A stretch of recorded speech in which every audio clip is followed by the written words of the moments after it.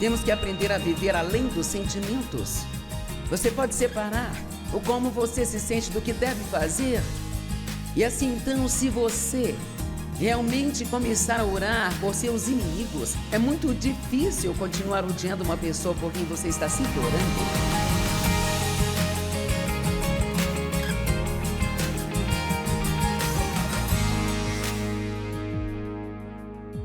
Mateus 5,46 diz: se vocês amarem aqueles que amam vocês, que recompensa recebereis? Até mesmo os cobradores de impostos fazem isso. Ele fala os cobradores de impostos porque estavam entre as pessoas mais odiadas da época. Então Jesus está dizendo: eu não quero que você ame as pessoas que amam você, eu quero que você ame as pessoas que são difíceis de amar. Parece que vocês não gostaram disso. E o que é o amor? Deus é amor. E muitas vezes, quando eu faço minha sessão de obrigadas pela manhã, criei o hábito de fazer isso todas as manhãs. E a primeira coisa quando me levanto, eu nem tento começar a orar ou pedir a Deus alguma coisa, até que primeiro eu diga a Ele tudo pelo que sou grata. E eu realmente sou grata por Ele. Realmente grata por Jesus. Cara, eu sou grata pelo Espírito Santo porque Ele vive em nós. Eu sou grata pela convicção. Eu sou grata quando eu peco, que Deus me convença do pecado. Eu sou grata que Ele me ame demais para me deixar sozinha, perdida na bagunça. Mas Ele vem e me corrige. Aqueles a quem Deus ama, Ele disciplina. Mas nós falamos muito de amor, amamos tudo, desde sorvetes até Deus, e acho que nós temos que realmente saber qual é o tipo de amor de Deus. Como eu já disse, há 4 palavras gregas que são traduzidas como amor na Bíblia, então elas não significam a mesma coisa, mas o ágape, que é o tipo de amor de Deus, o amor divino, o amor que consegue amar as pessoas difíceis de amar, o amor que consegue amar os inimigos e as pessoas que te trataram injustamente. Isso vem da palavra grega ágape. Filéu é um tipo amigável de amor, eros já é um tipo romântico de amor, e storge, acho que é como se diz, é o amor pela sua família. Mas de forma específica queremos falar sobre esse tipo de amor de Deus, e eu li uma definição ontem à noite e eu quero começar de novo hoje do que é o ágape. Ele poderia ser definido como caridade. No entanto, muitas vezes pensamos em caridade hoje como ofertar dinheiro ou coisas, o que nem sequer começa a abranger de forma alguma o que o ágape é. O amor ágape, por favor, ouçam isso, ele não é preocupado consigo mesmo. Ele se preocupa com o bem maior das outras pessoas. Uau! O ágape, ele não nasce da emoção. Amar alguém não tem nada a ver com como você se sente. Você pode não gostar de alguém e ainda assim amá-lo? Porque o amor é, na verdade, como tratamos alguém. Não é o que pensamos ou sentimos a respeito dela. Não tem nada a ver com o que fizeram com você. É como você vai tratá-las. Ou se foram más com você, você será mal também? Não, esse é o jeito do mundo. Somos chamados a uma vida superior. Temos que deixar a vida inferior para que possamos ter a vida superior. E então, Deus nos diz, Ele nos dá a fórmula para amar nossos inimigos. Orem por eles. Quantas pessoas realmente oram? Ontem perguntei quantos estavam bravos com alguém e 65% das pessoas levantaram a mão. Agora, sabe, isso parece engraçado, mas é muito triste. Isto me preocupa muito, porque enquanto eu estiver pregando, posso ir a qualquer lugar, a qualquer hora, e se eu fizer esta mesma pergunta, em qualquer lugar, de 65% a 90% das pessoas no lugar levantarão a mão, dizendo que tem falta de perdão em seu coração. Este é um enorme problema. Isso desativa o poder do cristianismo, isto nos impede de mudar o mundo. E o diabo nos faz ficar apegados a coisas que não incomodam o nosso inimigo. Eles não se importam se você está bravo. Estão se divertindo e não se importam nem um pouco se você está bravo com eles. Você está só se machucando, está fazendo o jogo e caindo nas mãos do diabo. E por que você não perdoa? Porque você sente. Temos que aprender a viver além dos sentimentos. Você pode separar o como você se sente do que deve fazer. E assim então, se você realmente começar a orar por seus inimigos, é muito difícil continuar odiando uma pessoa por quem você está sempre orando.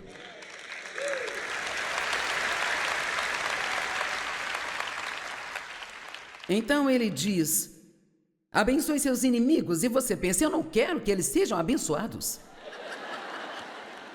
Mas veja, sabe, Deus não vai, se você orar por seus inimigos, não significa que Deus vai lhes dar um carro novo.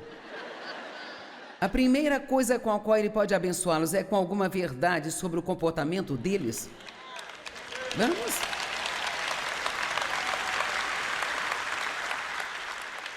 Você sabe como orar, eles não.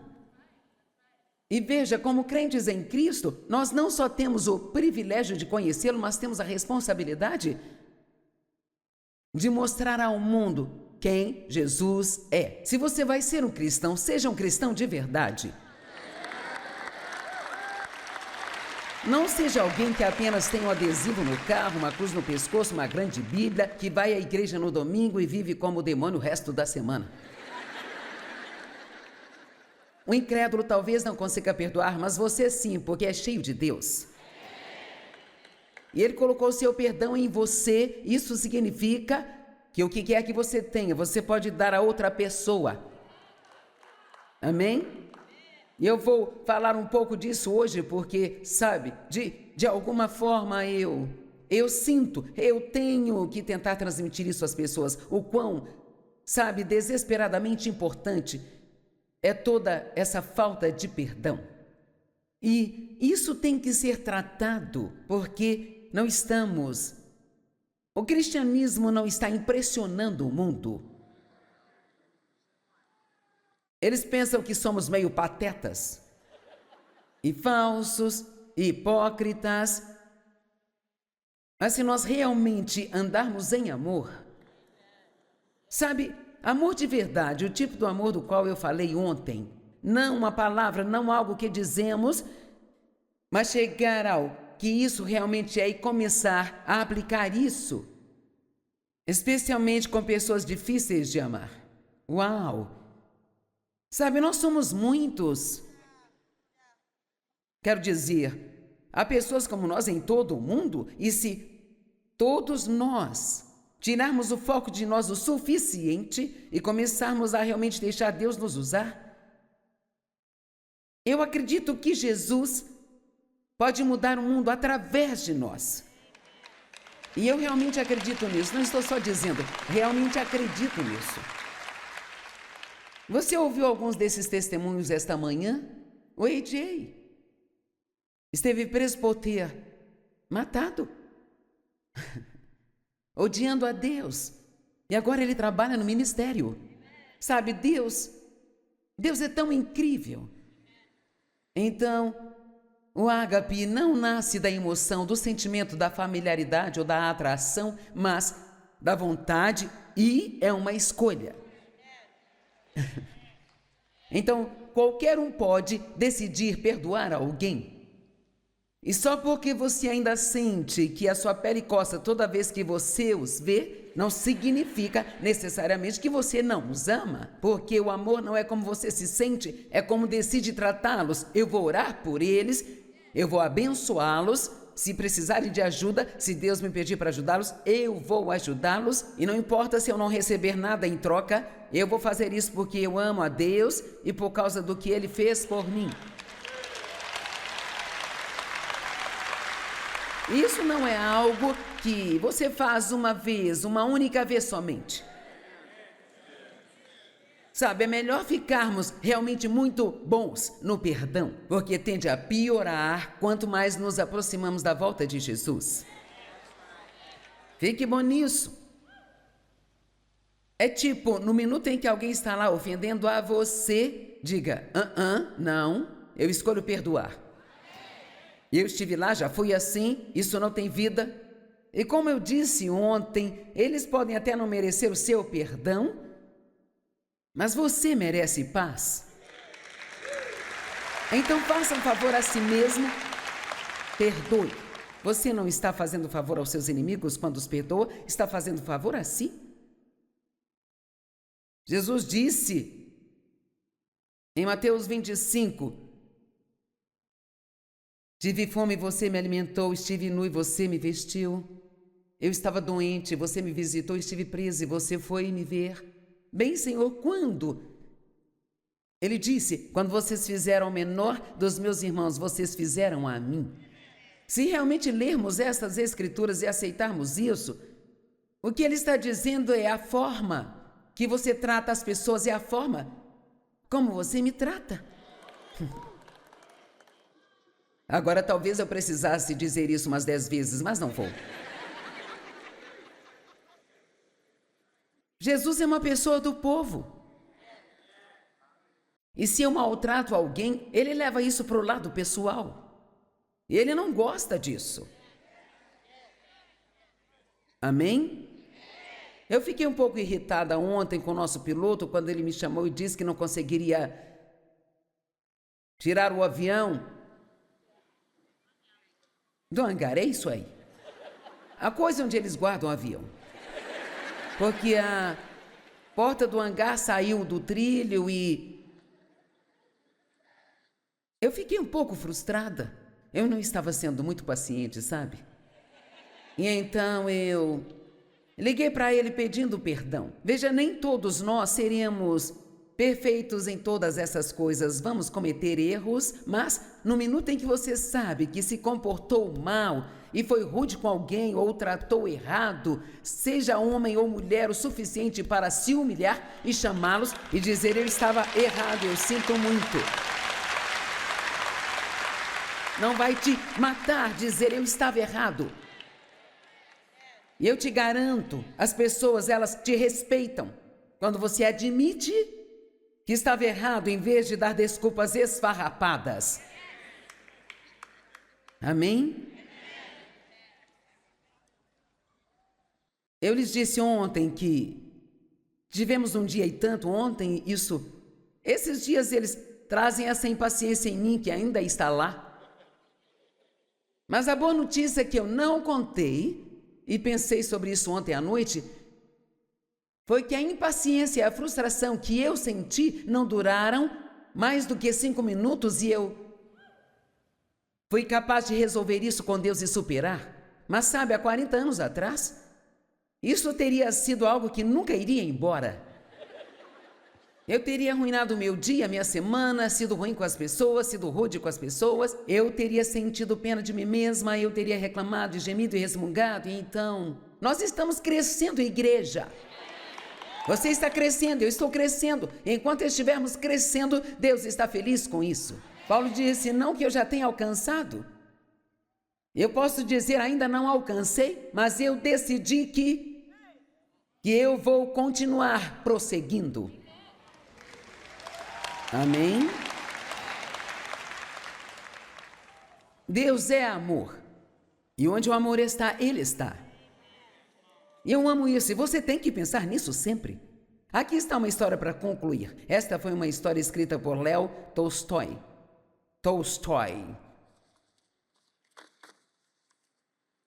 Sobre um sapateiro chamado Martin. É um pouco longa, mas vale a pena. Começa com um pano de fundo sobre a vida de Martin. Ele era um bom sapateiro enquanto fazia seu trabalho e nunca prometeu fazer nada que não pudesse fazer. Ele vivia ocupado com seu trabalho em seu porão, que só tinha uma janela, e através dessa janela ele só podia ver os pés das pessoas enquanto passavam. Ele era capaz de reconhecer a maioria das pessoas por seus sapatos, já que havia trabalhado na maioria daqueles sapatos pelo menos uma vez. Ele tinha uma esposa, mas ela morreu e todos os seus filhos morreram em sua infância, exceto um filho de 3 anos de idade. Depois de ter pensado em mandá-lo morar com sua irmã, ele decidiu cuidar da criança sozinho. Marty, no entanto, não estava destinado a ter um filho, pois o seu filho morreu alguns anos depois com febre. Agora aqui está um homem que perdeu a sua esposa e todos os filhos que teve. Ele negou a Deus, imaginando como ele poderia permitir que tal coisa acontecesse. Um dia um missionário visitou Marty e ele contou tudo sobre suas dificuldades. O missionário disse a Marty que ele deveria viver sua vida para Deus e não negá-lo, porque a vontade de Deus é o fator decisivo final em nossas vidas. Veja, realmente não importa o que eu quero ou o que você quer, a única coisa que importa é o que Deus quer, porque deixe-me te dizer algo e entenda isso claramente. Quando tudo isso aqui passar, quando este mundo realmente acabar, a única coisa que vai sobrar é Deus. E você não deve esperar até lá para ter um relacionamento com Ele. Passamos o agora, nos preparando para o depois. E mesmo que você viva até os 100 anos, isto é como um grão de areia em todos os oceanos, em todo o mundo, em comparação com a eternidade. Para sempre é um longo tempo. E eu quero vivê-lo no lugar certo. Então vale a pena tudo que eu tiver que desistir, o orgulho que eu tiver que engolir. Vale a pena dizer sinto muito quando preciso, vale a pena não odiar as pessoas e perdoá-las, sabe? Vale a pena obedecer a Deus. Ele disse, a única coisa que importa, Martin, é a vontade de Deus. Então o missionário sugeriu que ele pegasse uma Bíblia e começasse a lê-la. Então ele comprou uma Bíblia e no início só lia um pouco nas folgas, mas à medida que ele lia mais e mais, isso tornou-se um hábito. Sua vida começou a ser cheia de paz e alegria.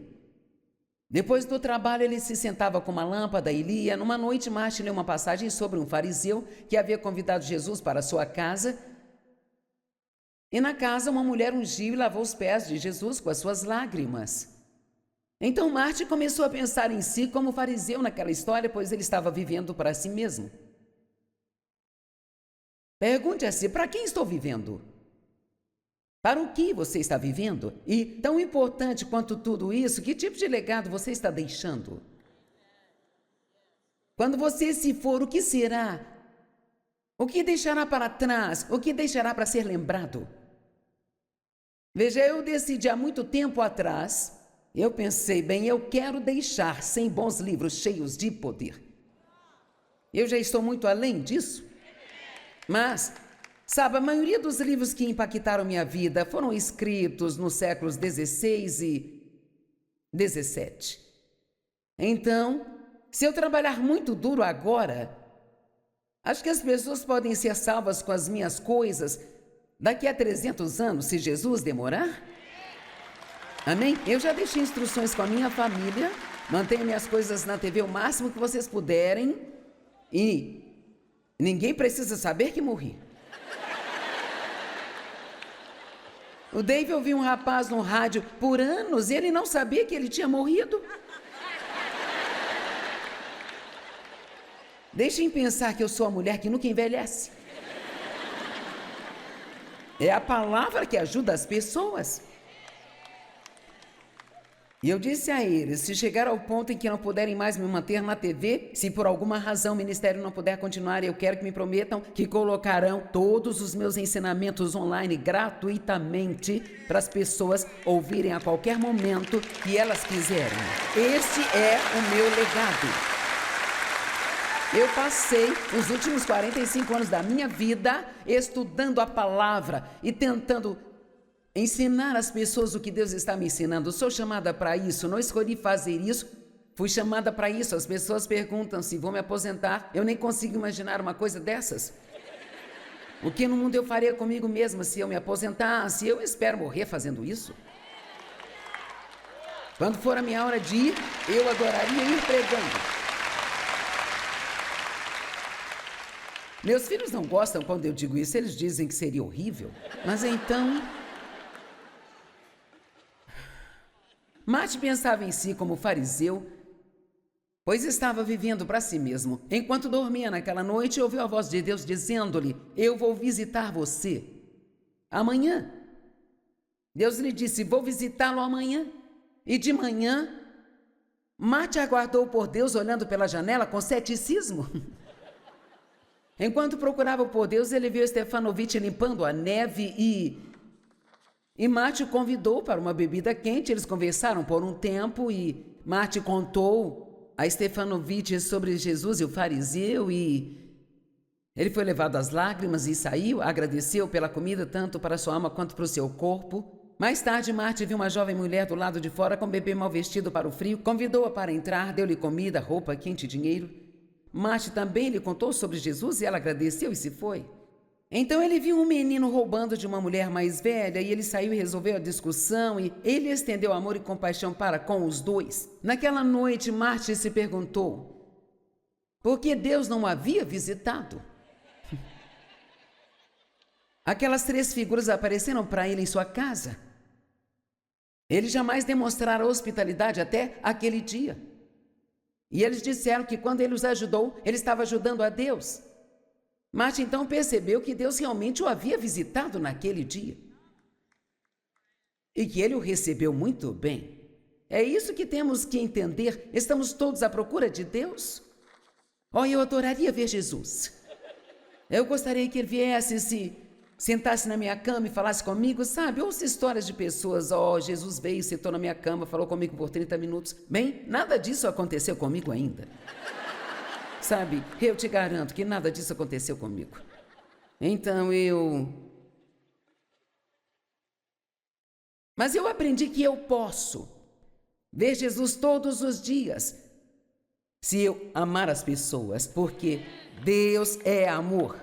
Quero que entenda, Deus é amor e toda vez que você ama uma pessoa, Deus está lá. Amém? Então, sempre que sentir que precisa de uma visita de Deus, basta fazer algum ato aleatório de bondade para alguém. O mundo está ferido e procuramos por essas coisas espirituais. Deus, eu quero te sentir. Vamos fazer algo por alguém?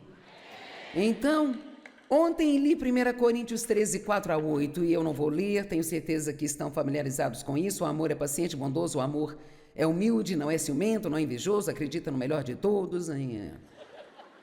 Só coisas boas. Mas o que tudo isso significa? Bem, então começamos ontem, o amor é paciente. Henry Drummond disse: a paciência é uma atitude normal do amor. Eu gostaria de ser uma daquelas pessoas que já nasceram pacientes. E descontraídas e relaxadas. Mas eu não. Eu sou do tipo... Me preocupo com tudo. Se não estiver do jeito que eu gosto, eu mudo tudo.